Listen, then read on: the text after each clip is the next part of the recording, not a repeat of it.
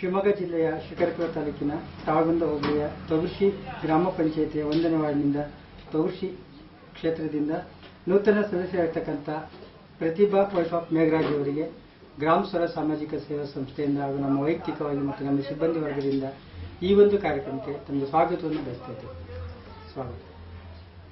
ಅಮ್ಮ, ನೀವು ಗ್ರಾಮ ಪಂಚಾಯತಿಗೆ ಬರೋಕ್ಕಿಂತ ಮೊದಲಾಗಿ ನಿಮ್ಮ ಊರಿನ ಜನಗಳು ನಿಮ್ಮ ಮೇಲೆ ಯಾವ ಥರ ಪ್ರೀತಿ ವಿಶ್ವಾಸ ಇಟ್ಕೊಂಡಿದ್ದಾರೆ?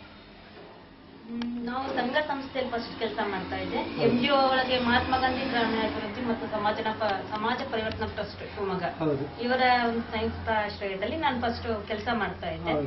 ಆಮೇಲೆ ಸಂಘಗಳನ್ನು ಸಂಘಟನೆ ಮಾಡಿದೆ. ನಾನು ಮಹಿಳಾ ಸಂಘಟನೆಗಳನ್ನು ಮಾಡಿ ಅವರಿಗೆ ಉದ್ಯೋಗ ಆಗಿರ್ಬೋದು, ಉಳಿತಾಯ ಹಣ ಆಗಿರ್ಬೋದು, ಆ ರೀತಿ ಒಂದು ದೃಷ್ಟಿಯಲ್ಲಿ ಅವರನ್ನು ಮಹಿಳೆಯರಿಗೆ ಮುಂದೆ ಬರ್ಲಿಕ್ಕೆ ಒಂದು ಅವಕಾಶ ಮಾಡಿಕೊಟ್ಟೆ ನಾನು. ಹಂಗಾಗಿ ಜನರಿಗೆ ತುಂಬಾ ನನ್ನ ಮೇಲೆ ಒಂದು ನಂಬಿಕೆ, ಒಂದು ವಿಶ್ವಾಸ ಬಂತು. ಆ ಒಂದು ಉದ್ದೇಶದಿಂದ ಒಂದು ಒಳ್ಳೆ ಕೆಲಸ ಕಾರ್ಯಗಳನ್ನು ಮಾಡ್ತಾರೆ ಇರೋ ಒಂದು ಉದ್ದೇಶದಿಂದ ನನ್ನನ್ನು ಆಯ್ಕೆ. ತುಂಬಾ ಧನ್ಯವಾದಗಳು. ನೀವು ಈ ಗ್ರಾಮ ಪಂಚಾಯತಿಗೆ ಬರೋಕ್ಕಿಂತ ಮೊದಲು ನಿಮ್ಮ ಕಾರ್ಯಕ್ಷೇತ್ರದಲ್ಲಿ ಏನೆಲ್ಲ ಚಟುವಟಿಕೆ ಮಾಡ್ತಾ ಇದ್ದೀರಿ? ನಾನು ಅದೇ ಹೇಳಿದ್ನಲ್ಲ, ಸಂಘಟನೆಗಳನ್ನ ಫಸ್ಟ್ ಮಾಡಿದೆ. ಮೊದಲು ಸಂಘಟನೆ ಮಾಡ್ಕೊಂಡು ಸ್ವಸಹಾಯ ಸಂಘಗಳನ್ನು ಮಾಡ್ತಕ್ಕಂಥದ್ದು, ಕ್ರೀಡಾ ಚಟುವಟಿಕೆಗಳನ್ನು ಮಾಡ್ತಕ್ಕಂಥದ್ದು, ಕನ್ನಡ ರಾಜ್ಯೋತ್ಸವ ಕಾರ್ಯಕ್ರಮ ಇದ್ದಾಗ ಮಹಿಳೆಯರಿಗೆ ರಂಗೋಲಿ ಸ್ಪರ್ಧೆ ಆಗಿರ್ಬೋದು, ಲಿಂಬು ಸ್ಪೂನು, ಮ್ಯೂಸಿಕಲ್ ಚೇರು, ಈ ತರ ಒಂದು ಕ್ರೀಡಾ ಚಟುವಟಿಕೆಗಳನ್ನು ಏರ್ಪಡಿಸೋದು, ಮಹಿಳೆಯರಿಗೆ ಮುಂದೆ ಬರ್ತಕ್ಕಂಥ ಒಂದು ಕೆಲಸ ಕಾರ್ಯಗಳನ್ನು ನಾನು ಜಾಸ್ತಿ ಹೆಚ್ಚಿನ ಆದ್ಯತೆ ಮಹಿಳೆಯರಿಗೆ ನಾನು ಕೊಡ್ತೇನೆ. ತುಂಬಾ ಧನ್ಯವಾದಗಳು ಮೇಡಮ್. ಆಗಿದ್ಮೇಲೆ ನೀವು ಗ್ರಾಮ ಪಂಚಾಯತಿಗೆ ಬಂದ ಕಾರಣ? ಅದೇ ಒಂದು ಒಳ್ಳೆ ಕೆಲಸ ಕಾರ್ಯಗಳನ್ನು ಮಾಡಬೇಕು. ನಮ್ಮ ಊರು ತೊಗರ್ಸಿ ಗ್ರಾಮ ಪಂಚಾಯತಿನ ಮಾದರಿ ಗ್ರಾಮ ಪಂಚಾಯತಿಯನ್ನು ಮಾಡಬೇಕು ಅನ್ನೋದು ಒಂದು ಒಳ್ಳೆ ಉದ್ದೇಶ. ಉದ್ದೇಶವಾಗಿ ನೀವು ಗ್ರಾಮ ಪಂಚಾಯತಿ ಬಂದ್ರೆ ನಮ್ಮ ಮಾತು ತುಂಬಾ ಧನ್ಯವಾದಗಳು ಮೇಡಮ್. ಆಗಿದ್ಮೇಲೆ ನೀವು ಆಯ್ಕೆ ಆಗ್ಬಿಟ್ಟು ಇವಾಗ 1 ವರ್ಷ ಆಯ್ತಲ್ವಾ ಹೆಚ್ಚು ಕಡಿಮೆ. ನಿಮ್ಮ ಕ್ಷೇತ್ರದಲ್ಲಿ ಏನೆಲ್ಲ ಕೆಲಸ ಕಾರ್ಯಗಳು ಮಾಡಿದ್ದೀರಿ?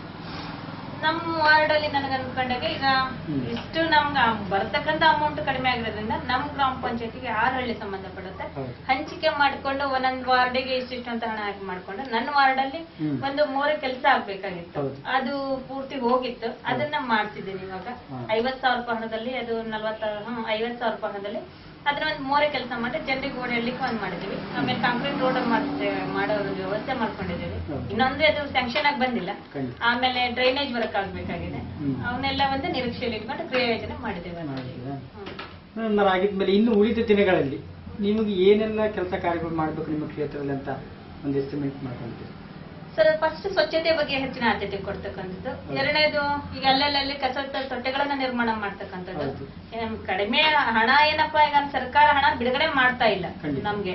ಮೊದಲೇನೆ ಹಣ ಬಿಡುಗಡೆ ಮಾಡ್ತಾ ಇಲ್ಲ ಅಂದ್ರೆ ಗ್ರಾಮ ಪಂಚಾಯತಿ ಕೊಡೋದೇ ಸ್ವಲ್ಪ ಹಣ, ಅಲ್ಪ ಪ್ರಮಾಣದಲ್ಲಿ ಕೊಟ್ಟು ಜಾಸ್ತಿ ಕೆಲಸವನ್ನು ಒತ್ತಡ ಹೇರ್ತಾ ಇದಾರೆ. ಅದರಲ್ಲೇ ನಾವು ನಿಭಾಯಿಸಬೇಕಾಗಿರೋದ್ರಿಂದ ನಾವು ಏನ್ ತೆರಿಗೆ ವಸೂಲಾತಿ ಹಣದಲ್ಲೇ ನಾವು ಕೆಲಸ ಕಾರ್ಯಗಳನ್ನು ಮಾಡ್ಕೊಂಡು ಹೋಗ್ತಾ ಇದ್ದೀವಿ. ಸ್ವಚ್ಛತೆಗೆ ಹೆಚ್ಚಿಗೆ ಆದ್ಯತೆ ಕೊಡ್ತೀವಿ. ಆಮೇಲೆ ಕಸದ ತೊಟ್ಟೆ ಒಂದು ಅವುಗಳ ಬಗ್ಗೆ, ಆಮೇಲೆ ಶೌಚಾಲಯಗಳನ್ನ ಆಲ್ರೆಡಿ ಎಲ್ಲ ಕಡೆ ಕಟ್ಟಿಸ್ತಾ ಇದ್ದೇವೆ ನಾವು.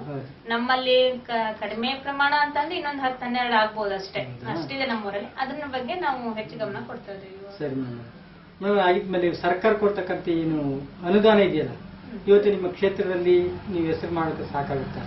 ಕೆಲಸ ಕಾರ್ಯಗಳು ಮಾಡಿ ಸಾಕಾಗಲ್ಲ. ಬೇಕಂದ್ರೆ ಮಾಧ್ಯಮ ಮುಖಾಂತರ ಏನ್ ಹೇಳ್ತಿರ್ತಾರೆ?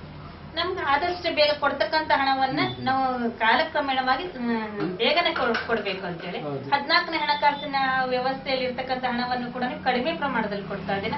ಅದನ್ನ ಸರಿಯಾದ ಸಮಯಕ್ಕೆ ಕೊಟ್ಟರೆ ನಾವು ಕೆಲಸ ಕಾರ್ಯಗಳನ್ನು ಮಾಡ್ಲಿಕ್ಕೆ ಅನುಕೂಲ ಆಗುತ್ತೆ ಅಂತ. ತುಂಬಾ ಧನ್ಯವಾದಗಳು ಮೇಡಮ್. ಆಗಿದ್ಮೇಲೆ ಇವತ್ತು ಸರ್ಕಾರ ಇವತ್ತು ನಮ್ಗೆ ಕೊಡ್ತಕ್ಕಂಥ ಗೌರವಧನ ಅಲ್ವಾ, ಒಂದು ಉದ್ಯಾನ ಇದ್ದೇ ಆಗುದು, ಅದಕ್ಕೊಂದು ಬೆಲೆ ಇದೆ. ಇವತ್ತು ಸರ್ಕಾರ ನಮ್ಗೆ ಗೌರವಧನ ಕೊಡ್ತಾ ಇದೆ. ಅದ್ರ ಬಗ್ಗೆ ನಿಮ್ಗೆ ತೃಪ್ತಿ ಅನಿಸಿದೆ ಮತ್ತು ಅತೃಪ್ತಿ ಅನಿಸಿದೆ? ಗೌರವಧನ ಕೊಡ್ತಕ್ಕಂಥದ್ದು ಗೌರವಧನ ಅಂತ ಹೇಳಿ ಪ್ರೀತಿಯಿಂದ ಅದನ್ನೇನಪ್ಪ ಕೊಡ್ಬೇಕು ಅಂತ ಕಷ್ಟ ಕೊಡ್ತಾ ಇದೆ. ನಾವು ಇದು ಸಂಬಳ ಅಂತ ಹೇಳಿ ಕೊಡ್ತಾ ಇಲ್ಲ ಅಂತ ಅನಿಸ್ತಾ ಇದೆ. ಅದನ್ನು ಕೂಡ ಈಗ ನೋಡಿ 1 ವರ್ಷ ಆದ್ರೆ ಕೊಟ್ಟಿರೋದು ಕೇವಲ 3 ತಿಂಗಳು ಮಾತ್ರ ಕೊಡ್ತಾ ಇದೆ. ಸರ್ಕಾರಕ್ಕೆ ಆರ್ಥಿಕ ಪರಿಸ್ಥಿತಿಯಲ್ಲಿ ಹಳ್ಳಿಗಳಿಗೆ ಹಿಂದುಳಿದಿದೆ ಅನ್ನೋದು ಕಣ್ಣಿಗೆ ಕಾಣಿಸ್ತಾ ಇಲ್ಲ. ಮೊದಲನೇ ಪಾಯಿಂಟ್. ಅದ್ರಲ್ಲಿ ಏನಪ್ಪಾ, ಈಗ ಕೆಟಗರಿ ಮೇಲೆ ಆಯ್ಕೆ ಮಾಡ್ಕೊಂಡಿರ್ತಾರೆ. SC ಆಗಿದ್ದು ಹಿಂದುಳಿದ ವರ್ಗದವ್ರನ್ನ ಅದ್ರಾಗ ಆಯ್ಕೆ ಮಾಡ್ಕೊಂಡಾಗ ಆ ಜನರಿಗೆ ಮುಟ್ತಾ ಇಲ್ಲ ಯಾವುದು ಕೂಡ.